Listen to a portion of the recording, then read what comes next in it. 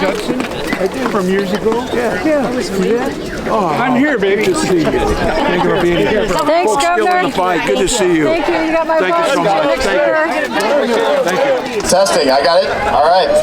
Well, good morning, everyone. So, my name is Roy Kotop. I'm the National Vice President for the American Federation of Government Employees, representing the great state of Minnesota. So I'm glad to see you all here. We'll get started. As we can all see, we have the governor. I'll get him an intro, but I want to do a few quick thank yous for some of our partners that have showed up. First and foremost, Liuna Local 563. These guys set up the stage. They got the food over here. They've been rock stars. Appreciate you guys. Thank you so much. All right. Also, we have the NALC. We got the letter carriers, APW, the postal workers, our friends over at the Minnesota AFL-CIO, the Minnesota nurses. Do we have a few nurses out here? But also we have the Minnesota Federation of Teachers. How about our teachers? So this man probably needs no introduction. He's a friend, he's an ally, a supporter, and a proud veteran. Thank you. Governor Tim Walz. Thank you, brother. Well, first of all, on behalf of all Minnesotans, thank you for believing in the democracy enough to raise your voices and say the shit we're witnessing has to end, and it has to end now. So I see a lot of old friends out here, new friends. I see folks who've been fighting these battles for decades and others that are joining in. This is what it means when we talk about solidarity. This is what it means when the middle class is built on the right to collectively bargain around providing services that improve the lives of our neighbors. And the attack on VA workers and the attack on federal workers is an attack on the very core things that built this country. Caring for our veterans, making sure, and again, let's just be very clear, the folks who came in and the head guy who came in here to start telling people at the VA, as some of those folks received letters that they weren't performing, doesn't know one damn thing about veterans, doesn't know one damn thing about the care, and has no interest in it.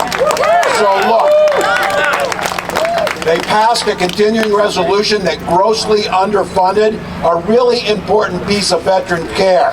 That PAC Act is to make sure that the wars we fought and the toxic chemicals we put those warriors in front of, that we need to care for them. So instead of funding the very workers, they cut those workers and cut the budget.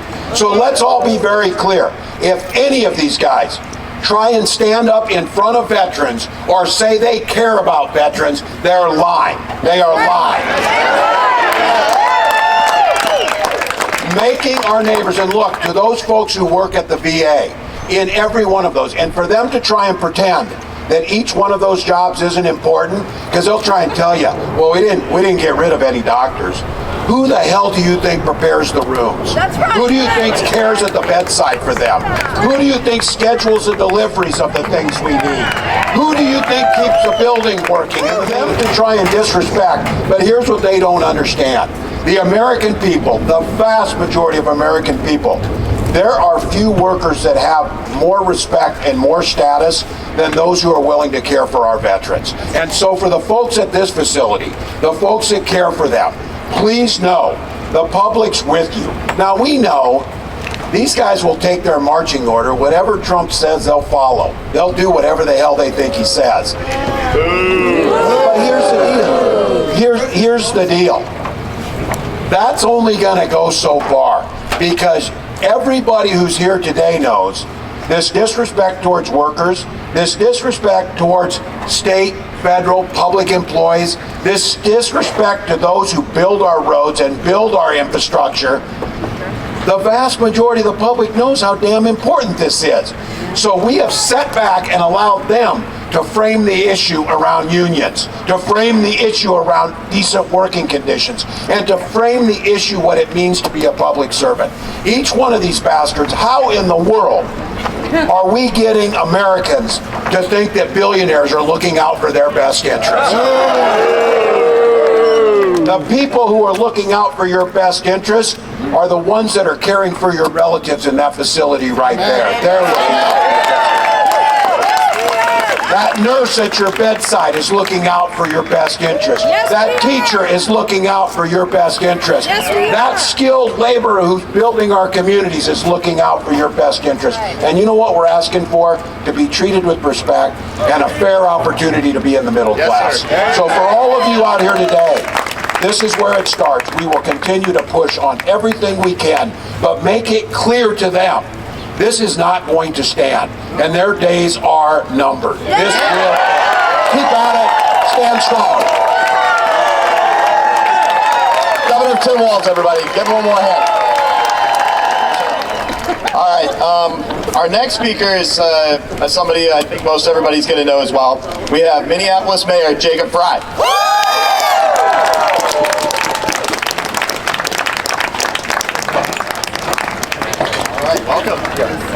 Can we give a huge round of applause back there to Marsha Howard, to our teachers?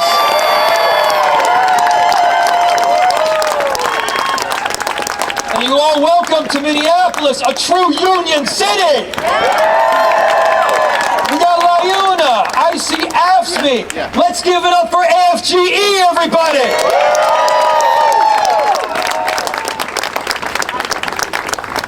So I got a letter on my desk about a month and a half ago. And it was one of the craziest, bullshit, bizarre letters I think I had ever seen. And it was from the Trump administration. Of course. Right, well, yeah, and it said that they were immediately freezing all monies and grants that usually go to the city. And I read that first line or two, and I first thought to myself, well, that's crazy. This must be a joke. This must be some weird AI stuff, right? But no, I kept reading on, and this is actually what they were doing. And this amounts to about $70 million in the city. This goes to things like affordable housing, emergency management. This goes to shelter. This goes to our bomb squad. You know, things that you kind of need to do. Some of the core services that we're required to deliver to make sure that people are safe, that they've got a foundation from which they can rise.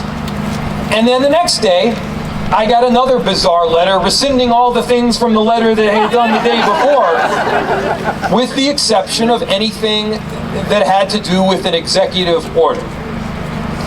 And so I'll say a few things.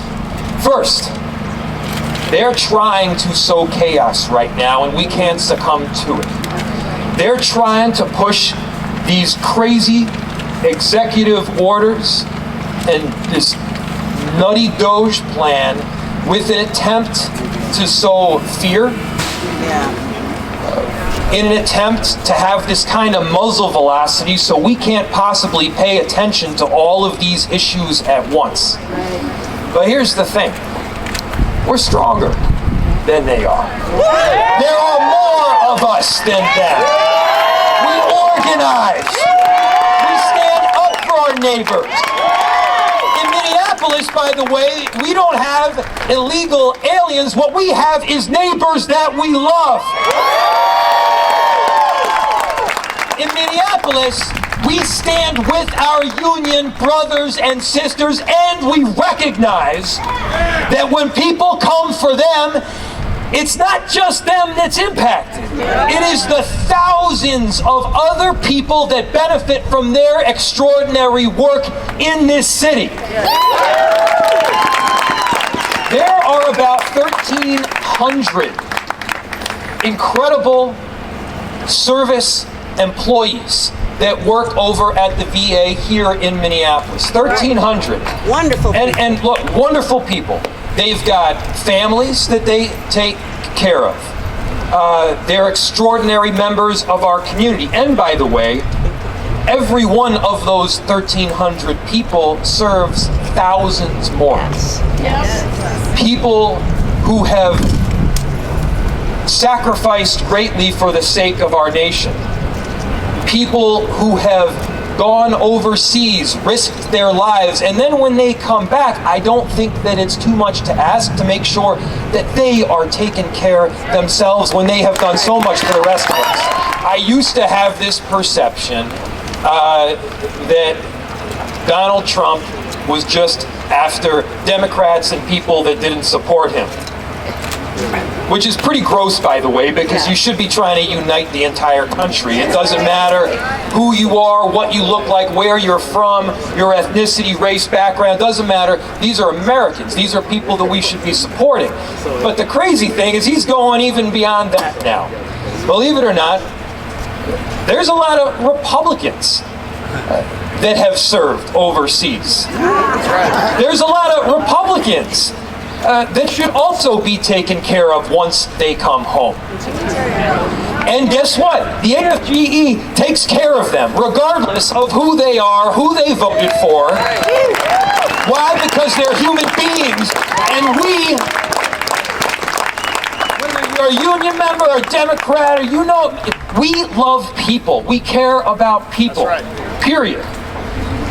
And that's what is so unbelievably concerning right now is that there is this dynamic where who cares about the repercussions of these massive cuts? Who cares what human being is impacted?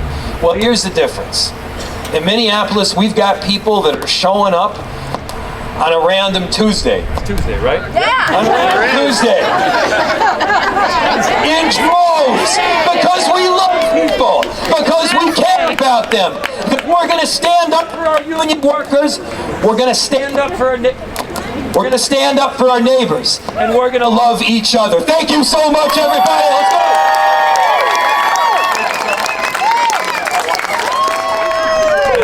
Good morning, and we're right about at the border of Emma and my district, right here in Richfield and Minneapolis. Thank you for being here. This is a huge crowd, and as I look out and I think about the VA, I think about my grandfather, who was a proud World War II veteran, who received care at the VA, and I especially think about it for the last few years of his life.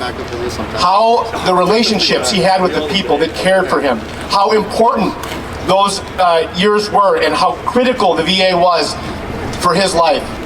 And my grandpa Ken, like many in the greatest generation, was the quiet, silent type.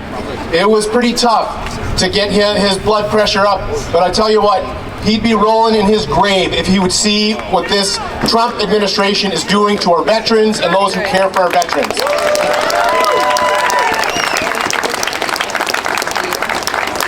But I'll tell you what Trump and Elon Musk and all those small group of people are doing at the federal government, there are more of us than them, and at the state level, we are going to fight for you, we are going to fight for the people. We believe in a state where the power rests with the people. We are fighting for a Minnesota where everyone has the power to earn a decent living, to care for their family, the power to find a home that they can afford, the power to get health care that they need. And we will fight to deliver that in the state legislature. Now, listen up. The federal government, let's be clear what they're doing. All of these cuts, everything is in service to give tax breaks to millionaires, to billionaires, and big corporations. That's the why. And so we need to be clear about that and fight in Minnesota against it. That's why Emma and I and others have introduced a bill to ask millionaires to give over a fraction of their Trump tax cut that's coming to protect basic care and services for public workers all across our state. When the federal government lets us down, we in the state will stand up and fight. And I'll tell you what, it makes it easier for Emma and I and the folks in the legislature to fight when we know that the people are with us. Something is happening. I held a town hall meeting last night that had more than 100 people, more than we've ever seen. Across this state, we're seeing hundreds of people come out and saying, this is not okay. Together we will fight and we will keep and protect Minnesota from what they're doing in the federal government. So thank you so much. Good morning. Thank you so much. We just left the Capitol, and being here with all of you is the power and the energy that we need. I am Emma Greenman. I represent this way and that way, but I have the Minneapolis Veterans Home, the VA hospital, many of you who are both veterans and work and care for our veterans, many federal and state workers, and I am hearing from you every day about the impact of what's happening at the federal level. And you know what? I'm fucking pissed off. And I don't usually swear, but it has been a week of watching what they are talking about and what they are doing up there. Because 80,000 cuts to the Veterans Administration is not going to protect benefits, it's not going to protect workers, it's going to hurt people, and it's going to give it to billionaires. That's right.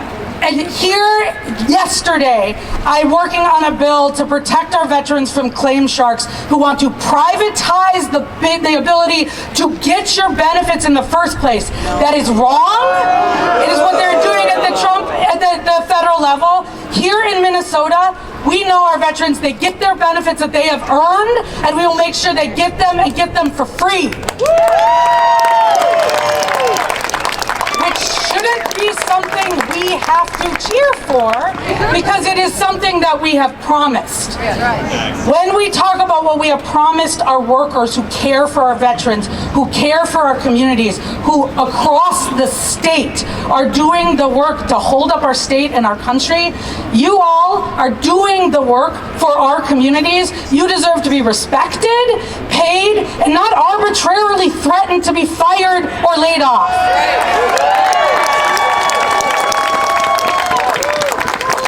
And two of the most vulnerable among us, that people that you all are serving, that we all serve, the folks who rely on Medicaid, the folks who are disabled in our community, the young folks, the old folks, basically everybody besides the millionaires and millionaires, to all of you, we will fight and we will win.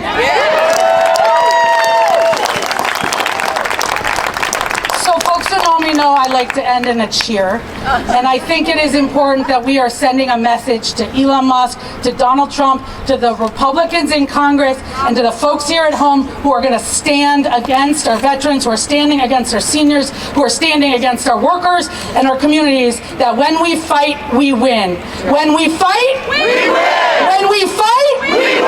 When we fight, we win. We're going to fight this and we're going to win. Thank you all. So I want to hear a little bit more enthusiasm. How the hell are you? So thanks for being here. You're here, you know what frustrates me so much is we have such confusion around service, around doing things for other people. You know, it's like it's cool to be selfish now. And it's not in any way cool to be selfish, ever. And those of you who work at the VA, who serve other people, those of you who work in labor, working for other people, are doing God's work. Yes. Whoever put the microphone is not though. Go to your right. Maybe I don't need it. I'm just Go to your right. I'm just gonna yell. Sorry about that. So here's the thing. Not only have we become more selfish, but we have lost our faith in each other. And part of that absence of faith is our fear of government, which I will admit is sometimes appropriate, but sometimes it's not. Because we are government. Government doesn't represent you, it is you. Government cannot oppress you because it is you. You know, when I door knock sometimes off season, I leave a postcard and I say, send me your concerns. Now someone sent me a postcard this past summer that said, government is the disease masquerading as the cure. Hold on. He sent it through the post office. And I will bet you he walked on a sidewalk to get to that post office, to put that postcard in a box, to have someone else, some hard-working person, deliver that actual postcard to me. Because people don't understand service anymore. And my friends, as you are here advocating for yourselves, for labor, for a better country and a better community, you have to realize that the work that you do isn't for you. It's for those who come after you. And there is nothing more noble nor more necessary in the moment in which we live right now than doing good for someone you will never meet. That's what every veteran you served did. That's what you are doing as activists, standing up, not just for your job, but for labor, for everyone who works. So I want to thank you. I want to thank you for the work you do every day and for the work you're doing today, but I also want to challenge you. A rally is cool. Rallies are fun. But so is showing up as an advocate every single damn day. Every day that you wake up on the right side of the dirt is a day that you can do good for others. Yes, sir. Today is that day, but so is tomorrow. And I'm not going to get too political, even though I'm supposed to, because it's my job. The same thing is true in politics. Don't wait till November 2nd to make your voice heard. Right. Every day is a day to do better when it comes to your personal life and in terms of your politics. If every one of you who has 10 friends, and I know you do because you're all cool, every one of you, after leaving this rally, said, you know what? I went to this great rally where I shared with other people in a sense of solidarity, hope for better, and a desire to do the work to make our world better. Tell 10 friends that. Bring them back next time this happens. Do it all the time, because that's how power happens, through organization and multiplication. So please keep it up. Remember how you feel right now. Look around at the cool people who are around you and the beautiful sun in the sky. Don't forget this moment. Do it again tomorrow. Yeah. And to the veterans who are here, you fought for your government, and it breaks my heart that right now you cannot trust it. Yeah. But I will tell you this, the state of Minnesota stands with you. Yeah. Thank you. The state of Minnesota stands with you. It stands with veterans, it stands with labor. Minnesota is there for you, even though the Tangerine Palpatine does not. We do, and we will continue, and we're going to stand together. We're going to be all right. Thanks for being here, guys.